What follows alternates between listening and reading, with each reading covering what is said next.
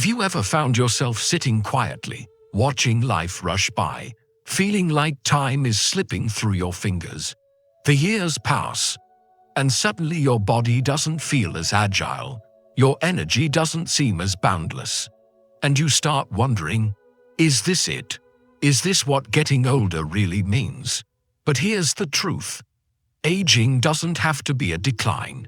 In fact, it can be a time of profound growth, a time to reclaim your peace, purpose, and joy. I'll tell you a story that changed my perspective completely. A few years ago, I was in the park sitting on a bench, feeling the weight of time on my shoulders. That's when I saw him, an elderly man probably in his 80s, tossing a frisbee with his grandchild, laughing so freely, so joyfully, that he seemed no older than 20. In that moment, something clicked for me. Aging isn't about slowing down.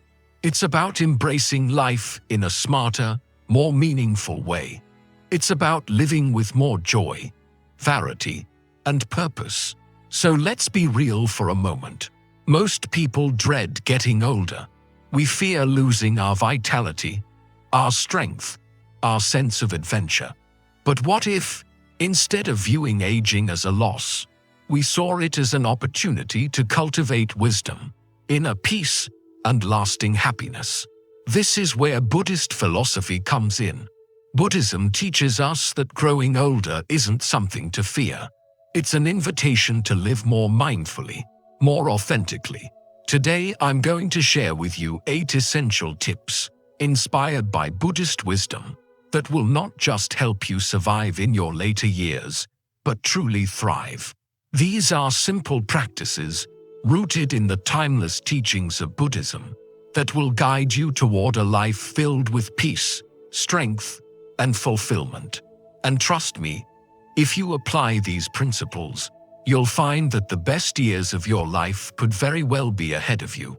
Are you ready to embrace a new way of living in your later years? Let's dive in. Tip number 1. Walk your way to strength. Walking as a path to mindfulness. There's something truly magical about walking. It's not just a physical activity, it's a journey of the soul. I remember the first time I laced up my shoes and stepped out into the world for a walk, not knowing where it would take me. I was hesitant at first. My body felt heavy, my steps slow, and the thought of exerting myself made me question if I was really up for it. But then something remarkable happened as I walked through my neighborhood. I could feel my breath steadying, my mind beginning to quiet. Each step, each breath, brought me closer to the present moment, something I hadn't experienced in such a long time. I began to notice the small details, the rustling of the trees, the way the light fell through the leaves, the chirp of birds I had never really heard before. And it was in that stillness, in those moments of simply walking and being, that I realized this wasn't just exercise. It was meditation in motion. In Buddhism, walking meditation is often practiced to center the mind and body, grounding oneself in the present moment. The Buddha himself was a wanderer, someone who walked tirelessly to spread his teachings. His steps were not just physical. They were symbolic of the journey we all take in life, one step at a time. Every time we move forward, whether on a path or in life, we are moving toward greater clarity, toward mindfulness, and ultimately, toward wisdom. You don't need to walk miles to experience this. I've found that even a short walk, just 10 or 15 minutes around the block, can transform your mind. Walking helps you release the clutter in your thoughts, clear the heaviness in your chest, and invites you to simply be. With each step, you're training your body and your mind to become more resilient, more grounded, and more at peace with yourself. I recall a story about an elderly woman I met at a temple retreat, who shared how her daily walk had become her sanctuary. She spoke of how her legs felt weaker as the years went by, but it was through walking that she had gained not just physical strength, but emotional resilience. She said, "Walking is where I find my peace. When my body moves, my mind follows." Her words stayed with me because they reflected the essence of Buddhist teachings. The body and mind are deeply connected, and every mindful step we take is a step toward inner harmony. So don't worry if your legs are a little slower than they used to be.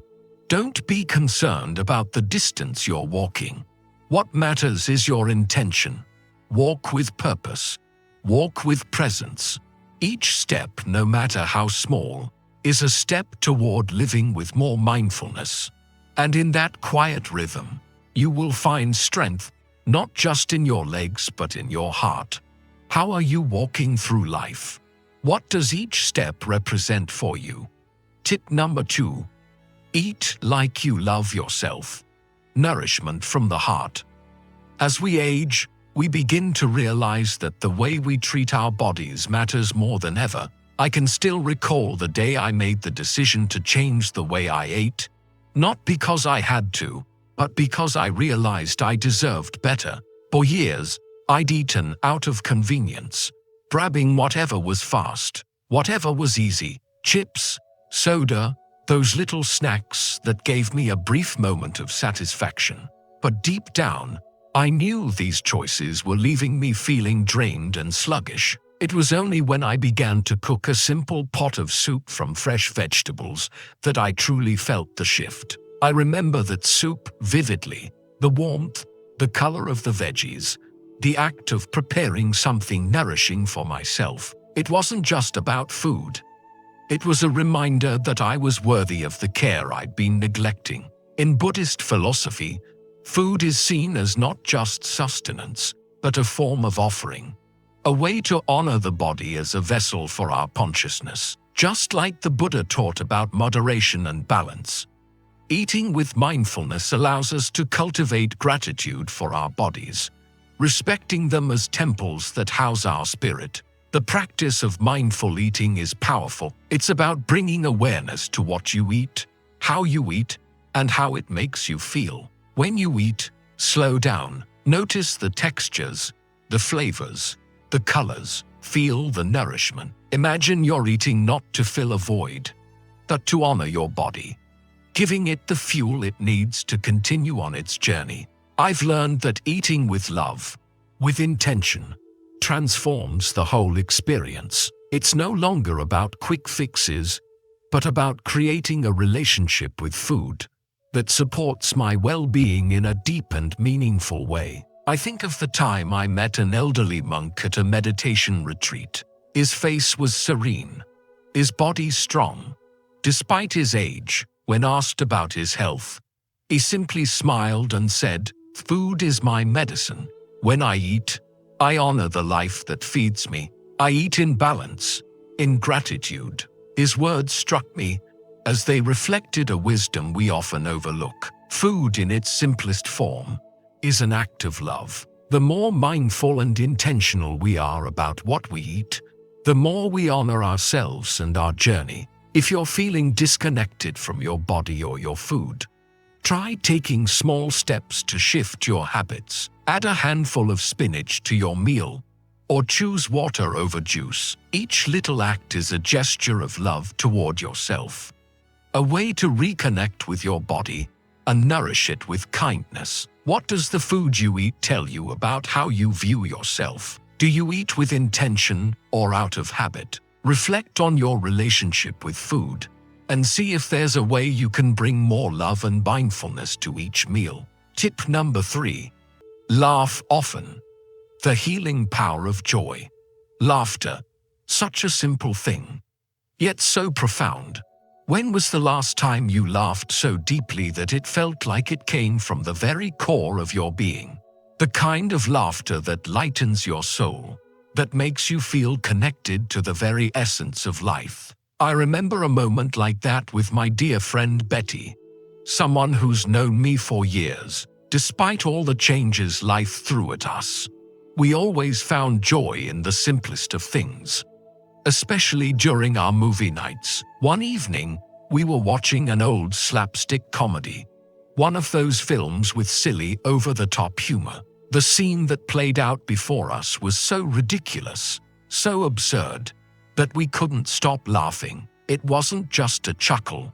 It was a full, belly-shaking laugh that left us gasping for breath. And in that moment, everything else faded away. The worries, the stresses, the concerns about aging. None of it mattered. It was just us, two old friends, laughing together, and it felt so good, so pure. In Buddhism, laughter is often seen as a reflection of joy, an expression of freedom from the attachments and burdens of the mind. The Buddha himself is said to have laughed often, teaching his followers to embrace life's absurdities with a light heart. Laughter has a way of breaking down the walls we build around ourselves, reminding us that life, at its core, is meant to be enjoyed. It invites us to let go of our fears and anxieties and return to a state of childlike wonder. When we laugh, we live fully in the present moment, free from the weight of the past or the worry about the future. But here's the thing. In our later years, we often forget how to laugh. We get caught up in the seriousness of life, the challenges of aging, the pressures of maintaining our health or relationships. But laughter doesn't need to be tied to something grand. It's in the small moments, sharing a funny story with a friend, watching a light-hearted show, or even laughing at ourselves. It's a tool we all have access to, and it costs nothing but can heal so much. I met an elderly woman once at a meditation retreat who shared how laughter had been her medicine for years. When I was younger, I worried too much, she said. But as I grew older, I realized that laughter is the best way to clear the mind and lighten the heart. Her words resonated deeply with me. It's a reminder that we are never too old to find joy, to share a laugh, to lighten our hearts. So I encourage you to laugh often. Don't wait for a special occasion. Find joy in the little moments, and let your laughter fill the space around you. Remember, laughter is a gift, not just to yourself, but to everyone you share it with. When you laugh, you invite joy into your life, and share that joy with the world. What makes you laugh? What moments in your life have brought you pure, unbridled joy? Take a moment to reflect on those times, and think about how you can invite more laughter into your life today. Let go of the seriousness, and remember, the more you laugh, the more you live. Tip number 4. Build a routine. The wisdom of structure in aging. As we grow older, many of us find ourselves drifting, unsure of where each day will take us. Life can start to feel like a boat without a rudder, floating wherever the wind blows. I experienced this myself after retiring, when the structure that once defined my days, work, meetings, responsibilities, suddenly vanished. My days became aimless, and I found myself struggling with a sense of purpose. It was then that I realized something important. Having a routine, even a simple one, is crucial to maintaining a sense of balance and peace. The Buddha often spoke about the importance of discipline and mindfulness in every aspect of life. Routine is not just about ticking off a checklist. It's about creating harmony between your body and mind. I began with small steps, something as simple as having a cup of coffee at 8 a.m. I looked forward to that first sip, that moment of calm before the day began. Afterward, I'd take a walk, not for exercise but to clear my mind. And then at noon I'd read, allowing myself a few hours to escape into the pages of a good book. At first it felt a little strange, like I was trying to force structure into a life that had been so free. But over time, I realized that it was through these small acts that I regained a sense of purpose. The rhythm of the day gave me something to look forward to, even in the simplest of things. I even began feeding the squirrels in my backyard, a small, simple act that brought me a sense of connection with the world around me. In Buddhist philosophy, every moment is an opportunity to be mindful, to find meaning in the ordinary. The Buddha encouraged his followers to live with intention and presence, not to rush through life or become caught up in distractions. Having a routine, then, becomes a form of mindfulness. It's a way to slow down, to honor each moment, and to appreciate the beauty of the present. I recall a conversation I had with an elderly monk during a retreat, where I asked him how he kept his mind focused and peaceful despite his age. He smiled gently and said, "I find peace in simplicity. Every day, I follow my routine. Quiet time, meditation, meals, rest. In that rhythm, I find the stillness of the mind." His words left a lasting impression on me. It wasn't about filling his day with activities or trying to keep busy. It was about embracing each moment with intention, allowing his routine to guide him toward peace and clarity.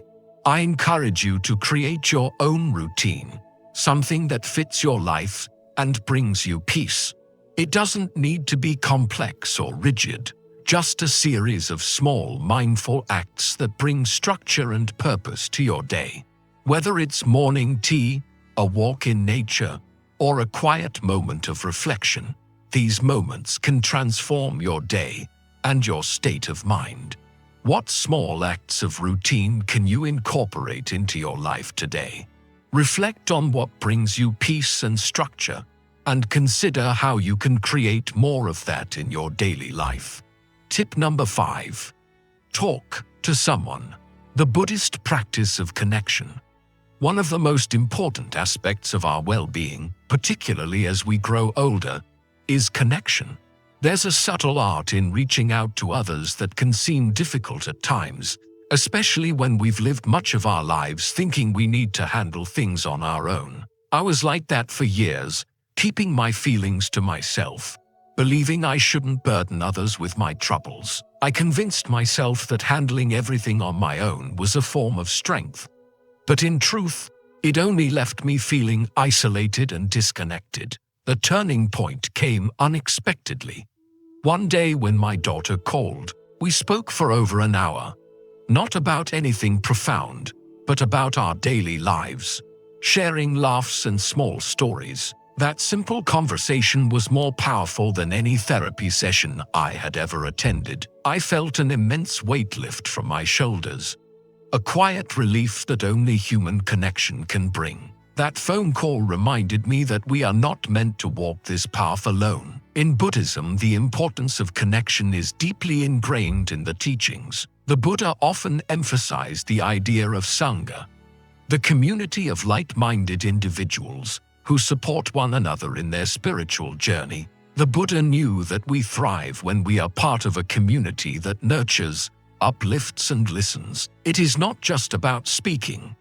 It's about being heard, understood, and supported. Reaching out to others, whether it's a close friend, a family member, or even a stranger, allows us to share the burdens of life, even if only for a brief moment. I think of a story that one of my friends shared with me not long ago. She is in her late 70s and has spent much of her life as a caregiver, taking care of her children, her spouse, and her parents. She often felt that her needs were secondary, always putting others first. But one day she realized that the weight of being constantly the caretaker had begun to drain her. She was physically and emotionally exhausted, so she reached out to a group of women in her community. Women who, like her, had experienced the same challenges of aging, loss, and care. What she found was nothing short of transformational. Through sharing her experiences and listening to others, she began to feel a sense of renewal, a new bond that gave her strength and perspective. When we talk to someone, whether it's a conversation full of laughter or a moment of vulnerability, we release the emotional tension we've been carrying. It's a gift we give ourselves, a moment of human connection. Buddhism teaches us to recognize the interdependence of all beings. We are not isolated islands. We are interconnected. When we open ourselves up to others, we allow our hearts to heal and grow. So if you're feeling lonely or burdened, don't keep it to yourself. Reach out, whether it's a simple phone call, a conversation with a neighbor, or even joining a group that shares your interests. Talking to someone can ease the heart. It reminds us that we are not alone, but we are part of something bigger. Who in your life can you reach out to today? Take a moment to think of someone you haven't connected with in a while, and make that call. Send that message. Share a little of your heart. It may just be the connection you both need. Tip number 6. Try something new. Embrace the spirit of adventure.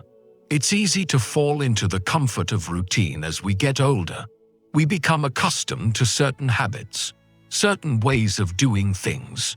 And while that can bring stability, it can also lead to stagnation. I know this from personal experience.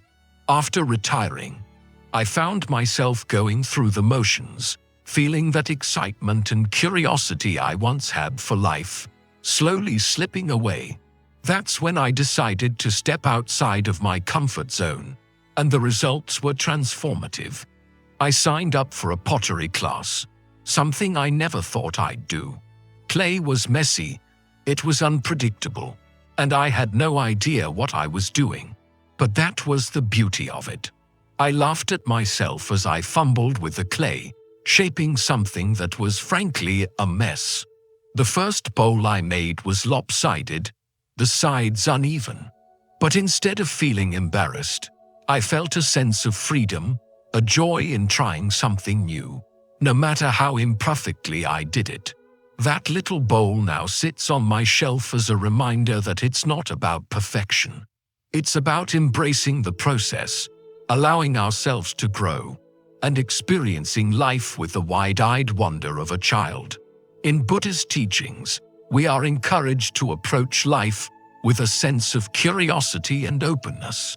The Buddha spoke about the importance of embracing new experiences without fear or attachment to the outcome. This is known as the spirit of beginner's mind, the ability to approach life as if you are seeing everything for the first time, free from preconceived notions or judgments. Whether it's trying a new hobby, learning a new language, or simply taking a different route on your walk, stepping into the unknown invites growth and expansion. I think of a friend of mine, a woman in her 70s, who decided to take up painting after retirement. She was nervous at first, unsure of her ability, but she soon found herself completely immersed in the joy of creation. Her paintings weren't masterpieces, but the joy she found in them was priceless. She told me that painting brought her a new perspective on life, one that was vibrant, full of possibility, and unafraid of imperfection. It reminded her that life, at any age, is an adventure waiting to be explored. This is a lesson that Buddhism teaches us so clearly.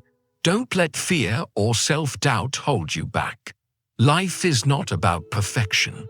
It's about experience, learning and embracing the journey.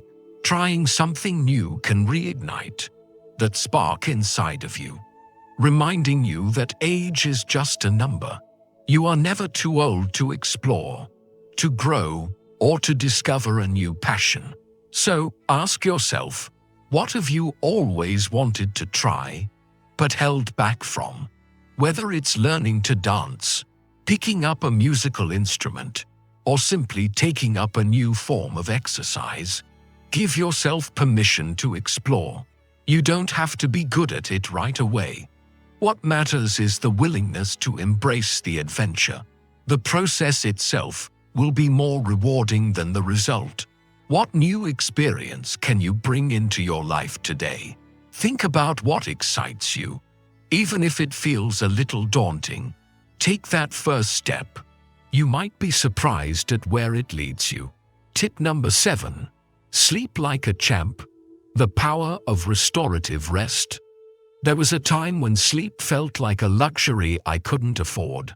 I'd lie in bed at night, eyes wide open, mind spinning with thoughts, worries about the future, regrets from the past. Even mundane things like what to cook the next day sound familiar. It's something many of us face as we age, and yet over time, I learned something powerful. Sleep is not just a bodily function, it is a sacred act of self-care. It's healing, restorative, and deeply spiritual when done with intention. One evening, after weeks of tossing and turning, I decided to try something different. Instead of watching TV until I dozed off or scrolling through my phone in the dark, I created a small nighttime ritual. I turned off the screens, dimmed the lights, and picked up an old book I loved. I sat in silence, sipping warm chamomile tea, allowing my body and mind to slow down. No distractions, just quiet. That night, I slept, really slept, for the first time in what felt like years. And the next morning, I woke up not just rested, but renewed, like something inside me had been gently reset. Buddhism reminds us of the importance of balance, what's known as the middle way, not too much, not too little. When we rest, we give our bodies time to repair, our minds time to settle, and our spirit time to find peace. The Buddha taught that mindfulness doesn't stop when the sun goes down. In fact, the moments before sleep can be some of the most powerful. They're opportunities to reflect on the day with gratitude, to release what no longer serves us, and to enter rest with a clear and open heart. I remember a teaching from a monk I once met in Thailand. He said, "Sleep with the same reverence you bring to meditation. Let your last thoughts before sleep be kind ones." That changed everything for me. I began ending each night with a silent thank you to my body for carrying me through the day, to my breath for sustaining me, and to the people I love, whether near or far. Since then, I've treated sleep like a gentle return to stillness. I've noticed that when I prioritize sleep, everything else in my life feels more manageable. My patience grows, my energy returns, and my mind becomes clearer, like a calm lake after the wind has passed. So, if you're struggling with sleep, I invite you to turn your evening into a time of quiet ritual. Light a candle, journal your thoughts, play soft music, whatever soothes your soul. Let it be a time where you unplug from the world and plug back into yourself. Ask yourself, what's keeping me up at night? And how can I create a space of peace before I rest? You don't need expensive solutions, just a few intentional choices that say, I matter enough to rest well. You've earned your rest, not just as a physical necessity, but as a spiritual practice. Sleep not just to recover, but to awaken more peaceful and whole with each new dawn. Tip number 8. Celebrate you. Honor your journey. In the hustle of daily life, we often forget to pause and reflect on the journey we've walked. We are so focused on what comes next, what we need to accomplish, who we need to help, that we forget to celebrate how far we've come. But here's the truth. You are worthy of celebration. Your life, with all its ups and downs, its challenges and triumphs, deserves to be honored. And the act of celebrating yourself, whether big or small, is a gift of self-compassion and gratitude. I remember a particularly tough week, where everything seemed to go wrong. My energy was drained, and I felt like I was running on empty. But then, one evening, I did something unexpected. I treated myself to a slice of my favorite pie. It wasn't for any special occasion, just because I had made it through the week. And in that moment, I realized something profound. It wasn't the pie that mattered.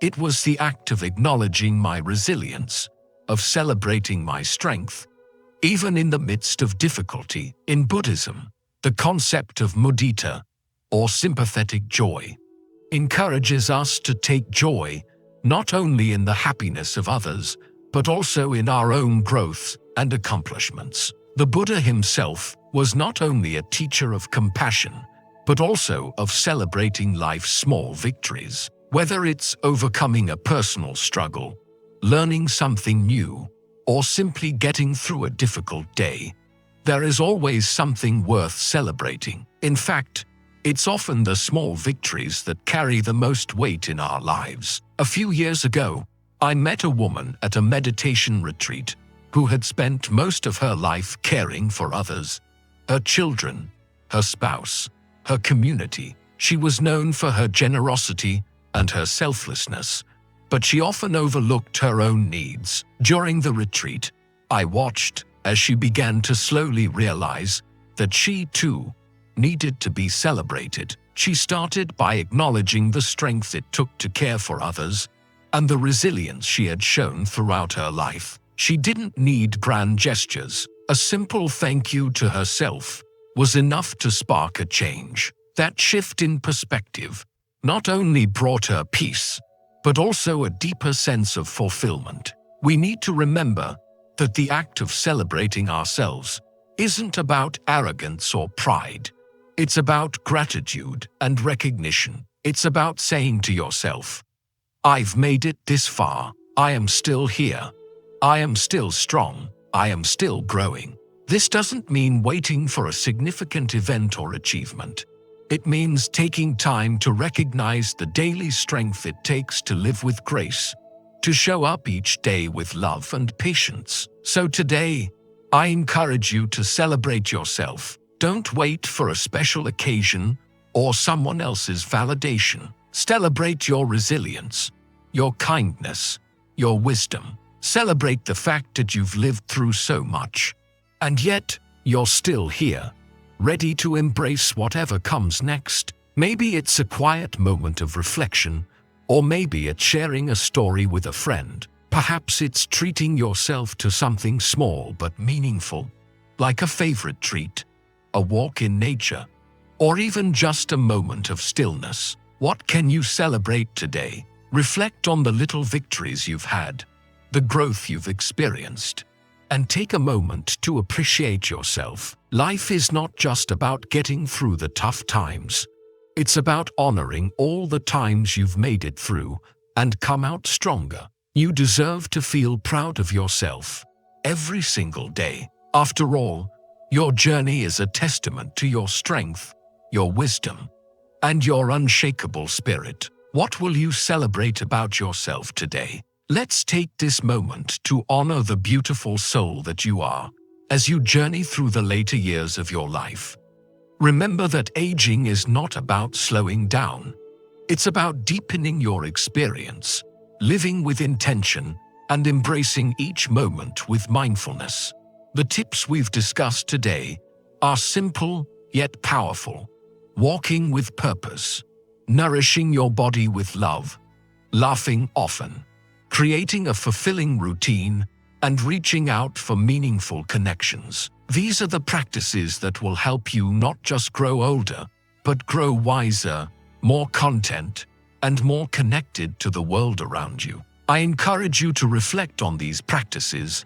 Start small, but start today. Remember, each step you take, no matter how small, brings you closer to a life filled with peace, strength, and joy. In Buddhism, every moment is an opportunity to grow, and the years ahead are no exception. Take care of your body, nourish your mind, and live in the present, for it is in the present where true transformation occurs. So, what are you waiting for? What small change will you make today to honor yourself and embrace this new chapter of your life? I'd love to hear your thoughts and the practices that have helped you find peace and joy in your own journey. Leave a comment below, and let's continue to explore the wisdom of mindful living together.